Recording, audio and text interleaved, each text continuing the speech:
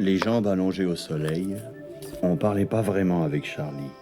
On échangeait des pensées ou on laissait filer le temps en sirotant un café. Lorsqu'il m'a dit qu'il avait dû faire piquer son chien, ça m'a surpris, mais sans plus. C'est toujours triste, un Klebs qui vieillit mal. Mais passé 15 ans, il faut se faire à l'idée qu'un jour ou l'autre, il va mourir. Tu comprends, je pouvais pas le faire passer pour un brin. Ah un labrador, c'est pas trop sa couleur. Mais il avait quoi comme maladie? Non, c'est pas la question, c'était pas un chien brun, c'est tout. Ah mince alors. C'est comme pour les chats maintenant? Ouais, pareil. Pour les chats, j'étais au courant. Le mois dernier, j'avais dû me débarrasser du mien. Un de gouttière qui avait eu la mauvaise idée de naître blanc, taché de noir. C'est vrai que la surpopulation des chats devenait insupportable, et que d'après ce que les scientifiques de l'État national disaient, il valait mieux garder les bruns. Que des bruns.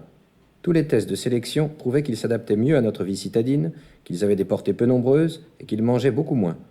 Ma foi, un chat, c'est un chat. Et comme il fallait bien résoudre le problème d'une façon ou d'une autre, va pour le décret qui instaurait la suppression des chats qui n'étaient pas bruns. Les milices de la ville distribuaient gratuitement des boulettes d'arsenic. Mélangées à la pâtée, elles expédiaient les matous en moins de 2. Mon cœur s'était serré, puis on oublie vite. En tout cas, Charlie venait d'en parler aussi naturellement que je l'avais fait pour mon chat, et il avait sans doute raison. Trop de sensiblerie ne mène pas à grand-chose. Et pour les chiens, c'est sans doute vrai que les bruns sont plus résistants. On n'avait plus grand-chose à se dire. On s'était quitté, mais avec une drôle d'impression. Comme si on ne s'était pas tout dit. Pas trop à l'aise.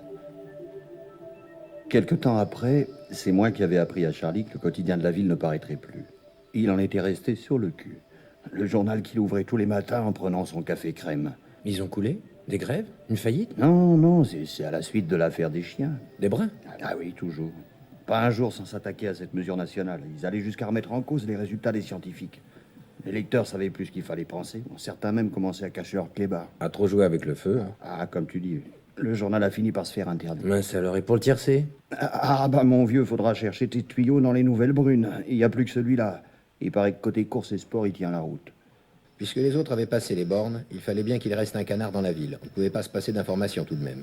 J'avais repris ce jour-là un café avec Charlie, mais ça me tracassait de devenir un lecteur des nouvelles brunes. Pourtant, autour de moi, les clients du bistrot continuaient leur vie comme avant. J'avais sûrement tort de m'inquiéter. Après, ça avait été autour des livres de la bibliothèque. Une histoire pas très claire encore. Les maisons d'édition qui faisaient partie du même groupe financier que le quotidien de la ville étaient poursuivies en justice et leurs livres interdits de séjour sur les rayons des bibliothèques. Il est vrai que si on lisait bien ce que ces maisons d'édition continuaient de publier, on relevait le mot chien ou chat au moins une fois par volume, et sûrement pas toujours assorti du mot brun. Elle devait bien le savoir tout de même. Faut pas pousser, disait Charlie. Tu comprends, la nation n'a rien à y gagner à accepter qu'on détourne la loi et à jouer au chat et à la souris. Brune. Brune, il avait rajouté, en regardant autour de lui. Souris brune, au cas où on aurait surpris notre conversation. Par mesure de précaution, on avait pris l'habitude de rajouter brun ou brune à la fin des phrases ou après les mots. Au début, on demandait un pastis brun, ça nous avait fait drôle, et puis après tout, le langage s'est fait pour évoluer. C'était pas plus étrange de donner dans le brun que de rajouter putain, con à tout bout de champ comme on le fait par chez nous. Au moins, on était bien vus et on était tranquille. On avait même fini par toucher le tiercé. Oh, pas un gros, mais tout de même. Notre premier tiercé brun. Ça nous avait aidé à accepter les tracas des nouvelles réglementations. Un jour, avec Charlie, je m'en souviens bien, je lui avais dit de passer à la maison pour regarder la finale de la Coupe des Coupes. On a attrapé un sacré fou rire. Et voilà pas qu'il débarque avec un nouveau chien. Un magnifique, brun de la queue au museau, avec des yeux marrons. Tu vois, finalement, il est plus affectueux que l'autre. Et il m'obéit au doigt et à l'œil. Fallait pas que j'en fasse un drame du labrador noir. À peine il avait dit cette phrase que son chien s'était précipité sous le canapé en jappant comme un dingue. Et gueule que je te gueule, et que même brun, j'obéis ni à mon maître ni à personne. Et Charlie avait soudain compris. Non, toi aussi? Bah oui, tu vas voir.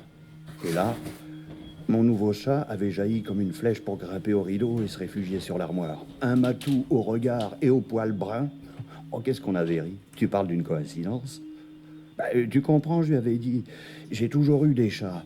Alors, il est pas beau celui-ci? Magnifique. Et puis on avait allumé la télé pendant que nos animaux bruns se guettaient du coin de l'œil. Je sais plus qui avait gagné, mais je sais qu'on avait passé un sacré bon moment et qu'on se sentait en sécurité. Comme si de faire tout simplement ce qui allait dans le bon sens dans la cité nous rassurait et nous simplifiait la vie.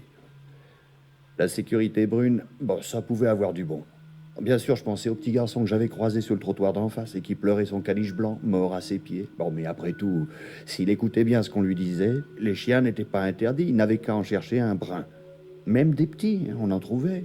Et comme nous, ils se sentiraient en règle et oublieraient vite l'ancien. Et puis hier, incroyable, moi qui me croyais en paix, j'ai failli me faire piéger par les miliciens de la ville, ceux habillés de brun qui ne font pas de cadeaux. Ils m'ont pas reconnu parce qu'ils sont nouveaux dans le quartier et qu'ils connaissent pas encore tout le monde. J'allais chez Charlie. Le dimanche, c'est chez Charlie qu'on joue à la belote. J'avais un pack de bière à la main, c'était tout. On devait taper le carton 2-3 heures tout en grignotant. Et là, surprise totale.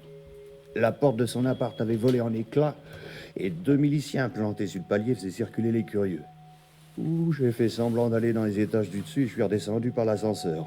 En bas, les gens parlaient à mi-voix. Pourtant, son chien était un vrai brun, on a bien vu, nous. Ah oui, ouais. mais ce qu'il dit, c'est qu'avant, il en avait un noir, pas un brun. Un noir. Avant? Ah ben oui, avant. Ah oui, le délit maintenant, c'est aussi d'en avoir un qui n'aurait pas été brun. Ah oui, ça, c'est pas difficile à savoir. Il suffit de demander aux voisins. J'ai pressé le pas. Une coulée de sueur trempait ma chemise. Si en avoir eu un avant était un délit, j'étais bon pour la milice. Tout le monde dans mon immeuble savait qu'avant, j'avais eu un chat noir et blanc. Avant. Ah, ça alors, j'y aurais jamais pensé. Ce matin, Radio Brune a confirmé la nouvelle. Charlie fait sûrement partie des 500 personnes qui ont été arrêtées. Ce n'est pas parce qu'on aurait acheté récemment un animal brun qu'on aurait changé de mentalité, ils ont dit. Avoir eu un chien ou un chat non conforme, à quelque époque que ce soit, est un délit. Le speaker a même ajouté « injure à l'État national ». Et j'ai bien noté la suite. Même si on n'a pas eu personnellement un chien ou un chat non conforme, mais que quelqu'un de sa famille, un père, un frère, une cousine par exemple, en a possédé un, ne serait-ce qu'une fois dans sa vie, on risque soi-même de graves ennuis. Je sais pas où ils ont amené Charlie. Ah là, ils exagèrent. C'est de la folie. Et moi qui me croyais tranquille pour un bout de temps avec mon chat brun. Ah bien sûr, s'ils cherchent avant, ils n'ont pas fini d'en arrêter des proprios de chats et de chiens. J'ai pas dormi de la nuit. J'aurais dû me méfier des bruns dès qu'ils nous ont imposé leur première loi sur les animaux. Après tout, il était à moi, mon chat, comme son chien pour Charlie. On aurait dû dire non. Résister davantage, mais comment? Ça va si vite. Il y a le boulot. Les soucis de tous les jours. Et Et les autres aussi baissent les bras pour être un peu tranquilles, non? on frappe à la porte. Si tôt le matin, ça n'arrive jamais. J'ai peur. Le jour n'est pas levé, il fait encore brun dehors. Mais arrêtez de taper si fort. J'arrive.